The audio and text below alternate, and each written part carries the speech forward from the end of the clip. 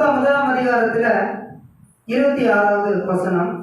6ஆம் மாதத்திலே கேப்ரியல் என்னும் தூதன் கலிலேயாவில் உள்ள நாசரேத் என்னும் ஊரில் தாவீதின் வம்சத்தானாகிய யோசேப்பு என்கிற நாமம் உள்ள புருஷனுக்கு நியமிக்கப்பட்டிருந்த ஒரு கன்னிகையின் இடத்திற்கு தேவனாலே அனுப்பப்பட்டான். அந்த கன்னிகையின் பேர் மரியாள். அல்லேலூயா. உங்க பேரு சத்தமா சொல்லுங்களேன். உங்க பேரு சத்தமா சொல்லுங்கன்னு சொன்னேன். சத்தமா சொல்லுங்க. எனக்கே கேட்கலையே. சத்தமா சொல்லுங்க. அல்லேலூயா, அல்லேலூயா. இப்போ உதாரணத்துக்கு இப்போ என்னை எடுத்துக்கொள்வோமே. என்னை ஆண்டவர் ஒரு தேவதூதன் சந்திக்க வேண்டும் என்று முன்குறித்திருக்கிறார். அந்த தேவதூதன் எப்படி இருப்பார்?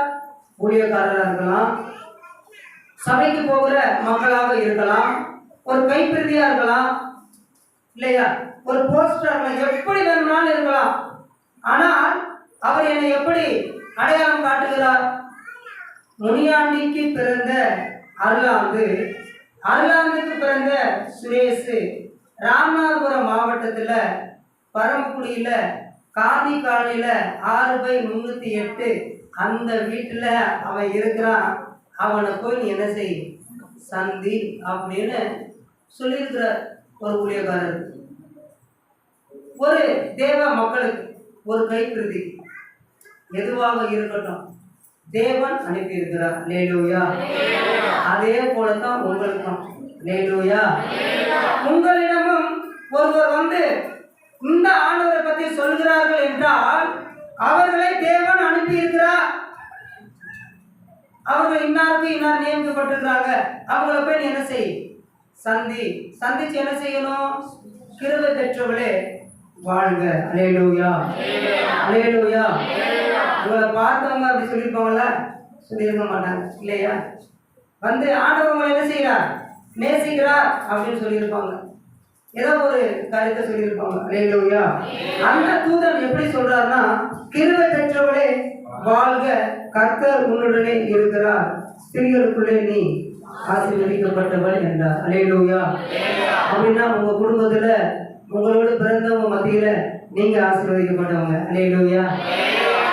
சந்தோஷத்தையே காணாமே.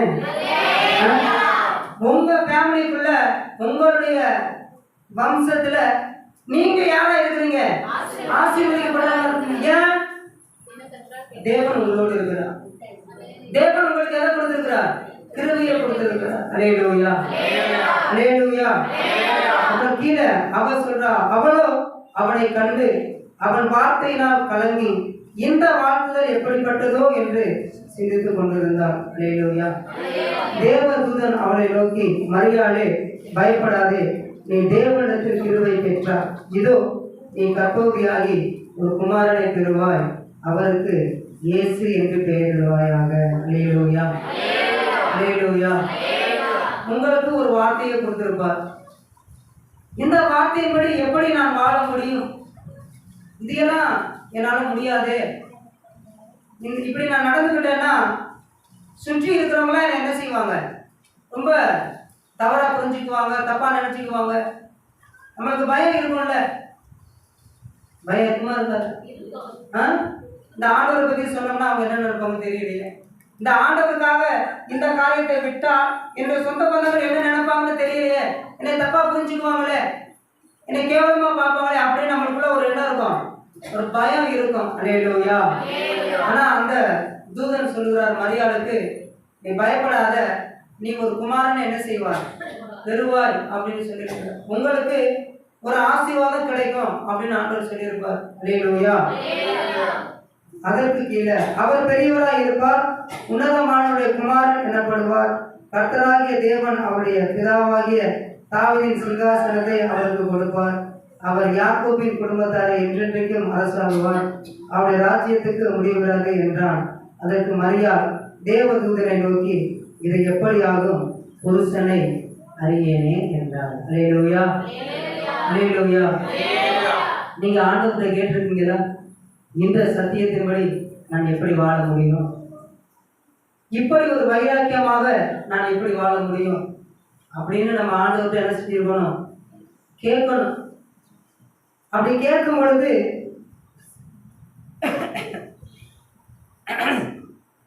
தேவதூதன் அவளுக்கு பிரதித்திரமாக, பரிசுத்த ஆவி உன்மேல் வரும், உன்னதமானவருடைய பலம் உன்மேல் நிழலிடும், ஆதலால் உன்னிடத்தில் பிறக்கும் பரிசுத்தம் உள்ளது, தேவனுடைய குமாரன் என்னப்படும். அல்லேலூயா, அல்லேலூயா. அப்பதான் அவர் சொல்றாரு, பரிசுத்த ஆவியானவர் உனக்கு என்ன செய்வாங்க, உனக்குள்ளாக வருவார்கள் அப்படின்னு சொல்றாரு. அல்லேலூயா. நாம் தேவனுடைய வார்த்தையின்படி வாழ வேண்டும் என்கின்ற மனது நமக்குள்ள இருந்துச்சுன்னா அவர்களுக்கு பரிசுத்த ஆவியானவர் வந்து பிரவேசிப்பார். அல்லேலூயா, அல்லேலூயா. தேவனுடைய வார்த்தையின்படி வாழ வேண்டும் என்கின்ற எண்ணம் நமக்கு இருக்க வேண்டும். அந்த எண்ணம் இல்லாமல் உலகத்தோடு நான் வாழணும், தேவனுக்கு பிரியமான வாழணும் என்று நினைத்தால் நாம் வாழ்ந்து கொண்டிருப்போம், தேவன் நம்மை வாழ வைக்க விட மாட்டார். அல்லேலூயா. நம்ம தேவன் வாழ வைக்கணுமா இல்ல நம்ம வாழணுமா? தேவன் நம்ம என்ன செய்யணும், வாழ வைக்கணும். அப்பதான் அது சாட்சியா வாழ முடியும். இல்லைன்னா நம்ம நடிப்போம். நாமளாக வாழ்ந்தால் நம்ம என்ன செய்ய முடியும், நடிக்க தான் முடியும். நல்லவர்களை போல அப்படி நம்ம நடிக்க தான் முடியும். ஆனா தேவன் நம்மை வாழ வைத்தால் நாம எப்படி வாழ முடியும், சாட்சியாக வாழ முடியும். அல்லேலூயா, அல்லேலூயா. அப்படி சாட்சியா வாழ்கிறவர்கள் எப்படி இருப்பார்கள், தேவனுடைய குமாரன் என்னப்படும். நீங்க அப்படி சாட்சியா வாழ்ந்தீங்கன்னா மற்றவர்கள் உங்களை பார்த்து நீங்க இயேசுவை இயேசுவை பின்பற்றுகிறவர்களா அப்படின்னு உங்களை பார்த்து என்ன செய்வாங்க, கேட்பாங்க. இப்ப நம்ம போய் என்ன செஞ்சுக்கிட்டு இருக்கிறோம், நாங்க சர்ச்சுக்கு போறவங்க, நாங்க சபைக்கு போறவங்க நம்ம அடையாளம் காட்டுறோம். இல்ல, சத்தியத்தின்படி நம்ம வாழ்ந்தா, இந்த தேவன் நமக்கு கொடுத்திருக்கிற வார்த்தையின்படி நம்ம வாழ்ந்தா மற்றவர்கள் நம்மளை பார்த்து நீங்க சர்ச்சுக்கு போறவங்களா அப்படி கேட்பாங்க. நீங்க இயேசுவை உங்க சொந்த ரட்சகரா ஏற்றுக்கொண்டவர்களா அப்படின்னு கேட்பாங்க. அல்லேலூயா. நம்ம போஸ்ட் அடிச்சுட்டு தெரிய வேண்டிய அவசியம் என்ன செய்யாது, இருக்காது. இங்கே அந்த தூதன் அப்படிதான் சொல்றாரு, அது பரிசுத்தம் உள்ளது, தேவனுடைய குமாரன் என்னப்படும். அல்லேலூயா, அல்லேலூயா. அப்ப நம்மளை மற்றவர்கள் இவர்கள் ஆண்டவருடைய பிள்ளைகள், இயேசுவின் பிள்ளைகள் சொல்ல வேண்டும் என்றால் நாம் சொல்வது நிமித்தமாக அல்ல, தேவனுடைய வார்த்தைப்படி வாழ்வது நிமித்தமாக மற்றவர்கள் நம்மளை பார்த்து அப்படி சொல்லுவார்கள். அல்லேலூயா, அல்லேலூயா. அப்ப இவ்வளவு அசுத்த ஆவிகளுக்கு மத்தியில நம்ம வாழணும்னா நம்ம பரிசுத்த ஆவியானவரை பெற்றுக்கொள்வது ரொம்ப ரொம்ப ரொம்ப அவசியம். பரிசுத்த ஆவியானவரை பெற்றுக்கொண்டால் என்ன நடக்கும், என்ன நடக்கும்? சொல்லுங்க. நம்மளை குறித்து மற்றவர்கள் என்ன செய்வார்கள், சாட்சி சொல்லுவார்கள். நீங்க ஒரு வார்த்தை மூலமா வாழ்ந்துட்டீங்கன்னு வச்சுக்கோங்களேன், அதன் நிமித்தமாக அந்த உலகத்துக்கு ஆசீர்வாதம். அல்லேலூயா. அந்த வார்த்தை நிமித்தமாக உங்களுக்கும் ஆசீர்வாதம். ஏன்னா இந்த வார்த்தைக்கின்படி வாழ்ந்ததுனால மரியாதை நிமித்தமாக உலகத்துக்கு ஒரு ஆசீர்வாதம் வந்தது. அந்த ஆசீர்வாதத்துக்கு பெயர் என்ன, இயேசு. அவளுக்கு ஒரு ஆசீர்வாதம் இருந்தது. இந்நாள் வரைக்கும் அவர் என்ன செய்யப்படுகிறார்கள், பேசப்படுகிறார்கள். அல்லேலூயா, அல்லேலூயா. அப்ப நம்மளும் வார்த்தையின்படி வாழ்ந்தால் நம் நிமித்தமாக மற்றவர்களுக்கும் ஆசீர்வாதம், நமக்கும் அது எப்படி இருக்கும், ஆசீர்வாதமாக. யோசித்து பாருங்க, நம் தேவனுடைய வார்த்தையின்படி வாழ்வது நிமித்தமாக மற்றவர்களுக்கு ஆசீர்வாதம் இருக்கா? மற்றவர்களுக்கு அந்த ஆசீர்வாதம் இருந்தால் தானே நமக்கும் அந்த ஆசீர்வாதம் இருக்கும். அப்ப நம்மை குறித்தும் நம்மை ஆண்டவராகிய இயேசு கிறிஸ்து பிதாவுடைய கருத்துல ஒப்பு கொடுக்கணும்னா நம்ம தேவனுடைய வார்த்தையின்படி வாழ வேண்டுமே. அவர் போயிட்டாருன்னா நம்மளை அனாதை விட்டுட்டு போகக்கூடாது என்பதற்காகத்தான் ஒரு தேற்றரவாளரை நமக்கு அனுப்புறாரு. ஒரு தேற்றரவாளர் நம்ம என்ன செய்யறாரு, அனுப்புகிறார். அல்லேலூயா. அந்த தேற்றரவாளர் நமக்குள்ளாக வரும் பொழுது இந்த தேசத்துல நம்ம சாட்சியாக செய்ய முடியும், இருக்க முடியும். அந்த தேற்றரவாளர் எப்படி இருப்பார், நம்மால் செய்ய முடியாத காரியம், நமக்கு தெரியாத காரியம் எல்லாவற்றையும் அவர் நமக்கு கற்றுக் கொடுப்பார். அவர் நமக்கு என்ன செய்வார், கற்றுக் கொடுப்பார். அல்லேலூயா.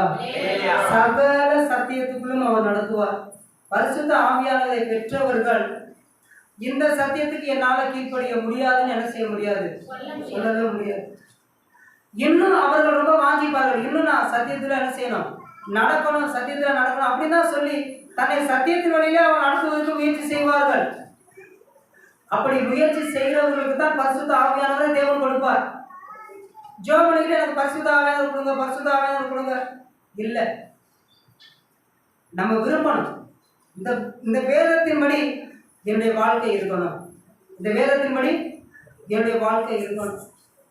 அப்படி நம்ம வாஞ்சிக்கும் போதுதான் என் பிள்ளை உண்மையா அந்த வாஞ்சியோட கேட்குதுன்னு சொல்லி அவருடைய ஆவியை நமக்கு தருவார், நம்மை நிரப்புவார்.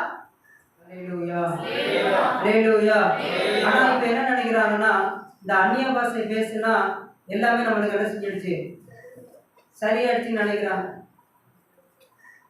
இந்த பரிசுத்த ஆவியானவரை பெற்றுக்கொண்டால் அவள் ஒரு முறை தான் இந்த பரிசுத்த ஆவியானவரை பெற்றுக்கொண்டார் இல்லையா?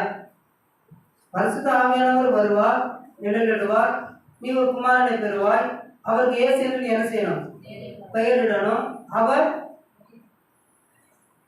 சொல்லுங்க, அவருடைய ராஜ்யம் என்ன செய்யாது, முடிவராது அப்படின்னு இத்தனை காரியங்களை அந்த தூதர் அந்த மரியாளுக்கு சொல்லிட்டாங்க.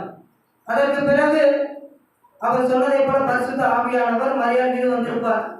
அதனாலதான் இயேசு கிறிஸ்துவில் என்ன செஞ்சிருக்கிறாரு, வந்திருக்கிறார். அல்லேலூயா. அப்ப நமக்கு பரிசுத்த ஆவியானவர் வந்தால் நாம் எத்தனை சத்தியத்தை வெளிப்படுத்தி இருக்க வேண்டும், சத்தியத்தை அறியாதவர்களுக்கு. அல்லேலூயா. நாம் எத்தனை சத்தியத்தை அறியாதவர்களுக்கு வெளிப்படுத்தி இருக்க வேண்டும். சத்தியம் வெளிப்பட்டு இருக்குல்ல, மரியாதை மூலமாக ஆண்டவரை இயேசு கிறிஸ்து என்ன செஞ்சிருக்கிறார், வெளிப்பட்டு இருக்கு. அப்ப நம் மூலமாக எத்தனை வசனங்கள் வெளிப்பட்டு இருக்கிறது என்பதை நாம் பார்க்க வேண்டும். அல்லேலூயா. அநேக ஜனங்கள் பரிசுத்த ஆவியானவர் பெற்றுக்கொள்ளணும், அந்நிய பாஷை எங்களுக்கு வேணும், நல்லது, அது தப்பு அல்ல, வாஞ்சிக்கணும். ஆனா அதனுடைய முடிவு என்ன அப்படின்னா, நம் மூலமாக அநேக சத்தியங்கள் வெளிப்பட வேண்டும். பரிசுத்த ஆவியானவர் எதற்காக மரியாதை மீது வந்தார், எதற்காக வந்திருக்கிறார், எதற்காக வந்திருக்கிறார்,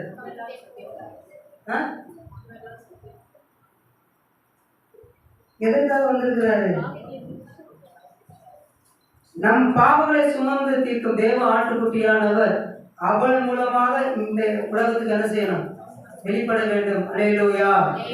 அதுக்காக தான் அந்த முகவரி எல்லாம் சொல்லி அந்த தூதன் அனுப்பி விடுறார். இப்போ உங்களுக்கெல்லாம் அந்த முகவரி சொல்லி உங்களை ஒரு தூதன் சந்தித்திருக்கிறார் என்றால் உங்கள் மூலமாக என்ன வெளிப்படணும்,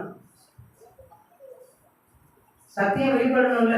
வெளிப்படுதா, சத்தியம் வெளிப்படுதா, நம் மூலமாக சத்தியம் வெளிப்படுதா? அதற்காகத்தான் இன்னாருக்கு இன்னார் பிறந்திருக்கிறாரு, இந்த இடத்துல இருந்திருக்கிறாரு, இதுதான் அவருடைய வீடு, அவருக்காக இவங்களை என்ன செஞ்சிருக்கிறாரு, நியமிக்கப்பட்டிருக்கிறார், இவர்கிட்ட போய் என்ன செய்ய சந்தி அப்படின்னு சொன்னதுக்கு காரணம், நாம் அதை பெற்றுக்கொண்டு சும்மா இருப்பதற்கு அல்ல, நம் மூலமாக சத்தியம் வெளிப்பட வேண்டும் என்பதற்காக தான். அல்லேலூயா. அந்த சத்தியத்தை வெளிப்படுத்த வேண்டும் என்று தேவன் நம்மை முன்குறித்திருக்கிறார் என்றால் அதை நாம் புரிந்து கொண்டு சத்தியத்தின்படி வாழ்வதற்கு நம்ம பிரயாசப்பட வேண்டுமே. சத்தியத்தின்படி நாம் வாழ்வதற்கு நமக்கு ஒரே ஒரு பலன் பரிசுத்த ஆவியானவர் தான். அந்த பரிசுத்த ஆவியானவர் நமக்குள்ள வந்து விட்டால் நாம் சத்தியத்தின்படி வாழ்ந்துதான் ஆக வேண்டும். அல்லேலூயா. அல்லேலூயா. அது நமக்கு சத்தியத்தை உணர்த்திக்கிட்டே இருக்கும், இப்படி செய்யக்கூடாது, இப்படி பண்ணக்கூடாது அப்படின்னு.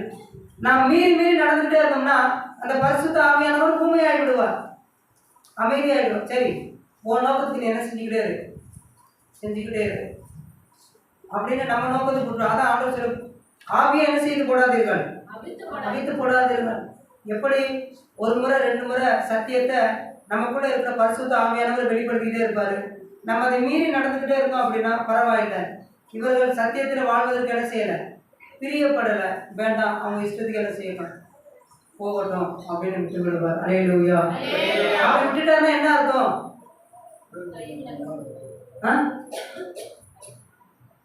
சட்டுன்னு சொல்லுங்க. பரிசுத்த ஆவியானவர் நம்ம கைவிட்டா என்ன நடக்கும்,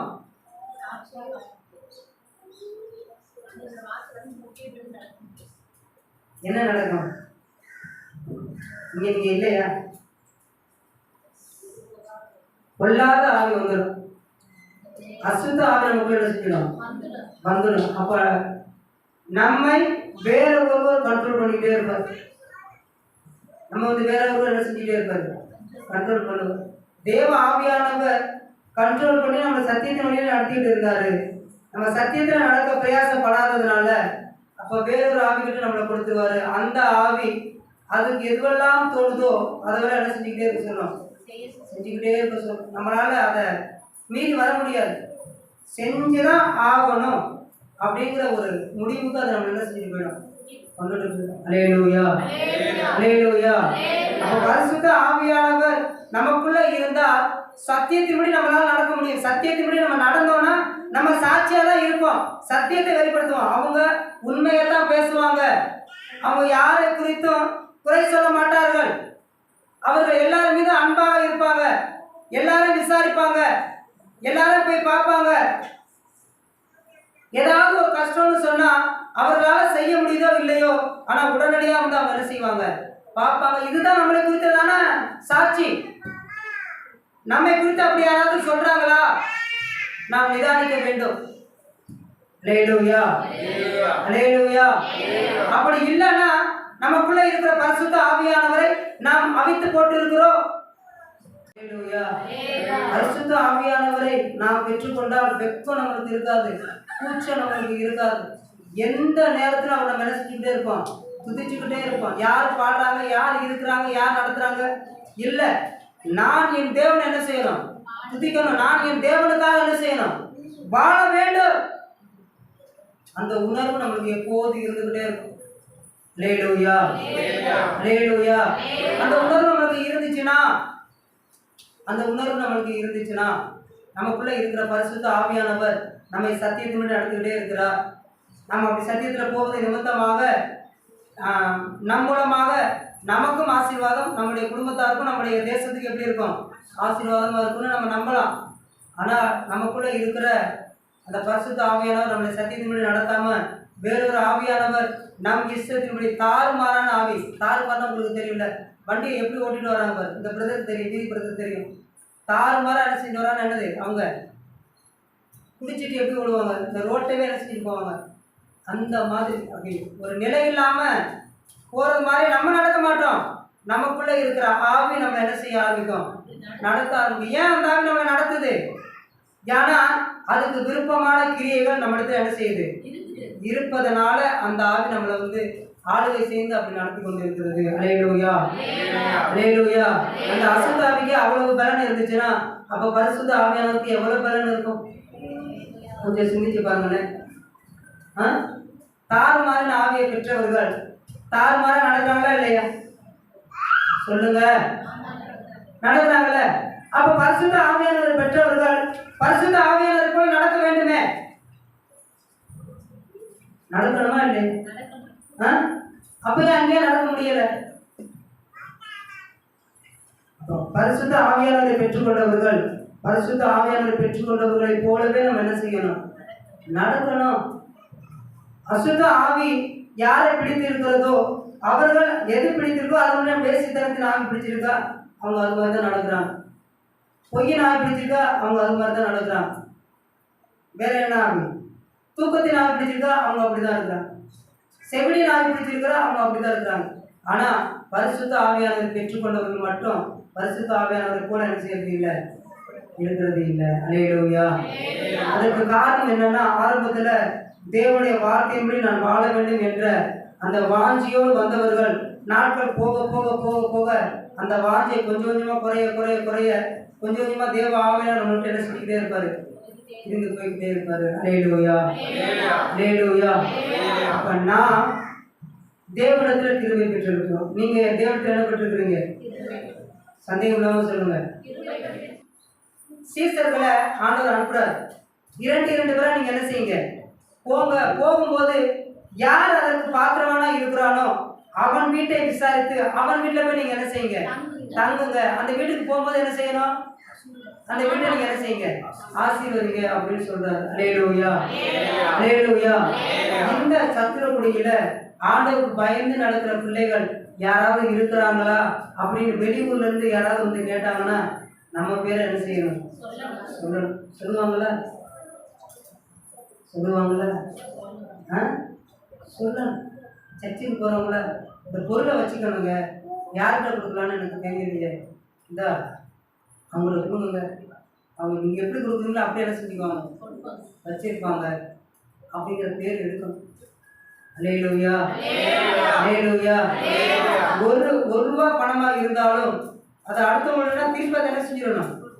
₹1 தானே அப்படின்னு நம்ம நினச்சிட்டோம்னா 1000 ரூபாய் நம்ம எப்படி இருக்க முடியாது, உண்மையாக இருக்க முடியாது. இதையெல்லாம் எப்படி நம்மளால வாழ முடியும்? வாழ முடியாது. பரிசுத்த ஆவியானவர் நமக்குள்ள இருந்தால் மட்டுமே தேவனுடைய வார்த்தையின்படி நம்மால் என்ன செய்ய முடியும்?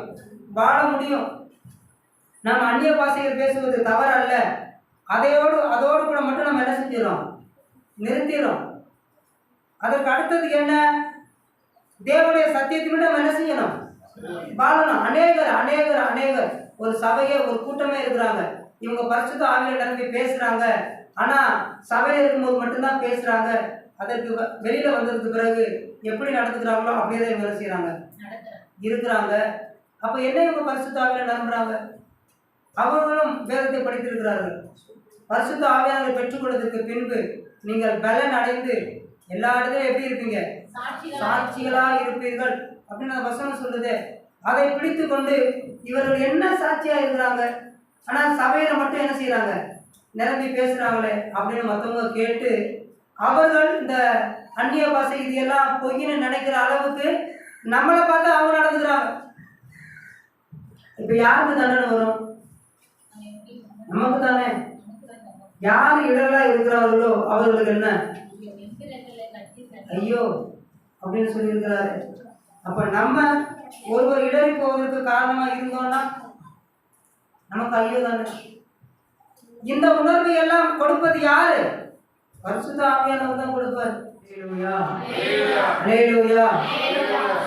நாம் சத்தியத்தின்படி வாழ வேண்டும் என்றால் நம்முடைய முழு இருதயத்தோடு பரிசுத்த ஆவியானவரை எனக்கு தந்தவரும் ஆண்டவரே, நீங்க சத்தியத்தின்படி வாழ விரும்பினால் இந்த பரிசுத்த ஆவியானவரை கேட்கும் போது உடனே என்ன செஞ்சிடும்?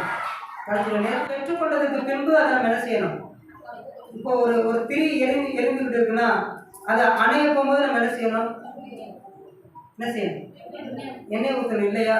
அப்போ இந்த பரிசுத்த ஆவியானவர் இன்னும் நமக்குள்ள அதிகப்படியாக பெருக வேண்டும் என்றால் நாம் சத்தியத்தின்படி வாழ வேண்டும் என்கின்ற அந்த உணர்வோடு ஒவ்வொரு சத்தியத்தையும் நம்ம கீழ்ப்படிந்தால் இந்த பரிசுத்த ஆவியானவர் நிரம்பி வழியத்தக்கதாக நம்ம அவர் என்ன செஞ்சுக்கிட்டே இருப்பார்? நிரப்பிக்கிட்டே இருப்பார். அல்லேலூயா, அல்லேலூயா. நாம் பெற்றுக்கொண்டதற்கு பின்பு சத்தியத்தின்படி வாழ்வதற்கு நம்ம முயற்சி செய்யவில்லை என்றால் அந்த ஆவியானவர் கொஞ்சம் கொஞ்சமா அந்த பவர் என்ன செய்ய ஆரம்பிக்கிட்டே இருக்கும்? குறைஞ்சிக்கிட்டே இருக்கும். அல்லேலூயா. நீங்க சத்தியத்தின்படி வாழ விரும்புறீங்களா?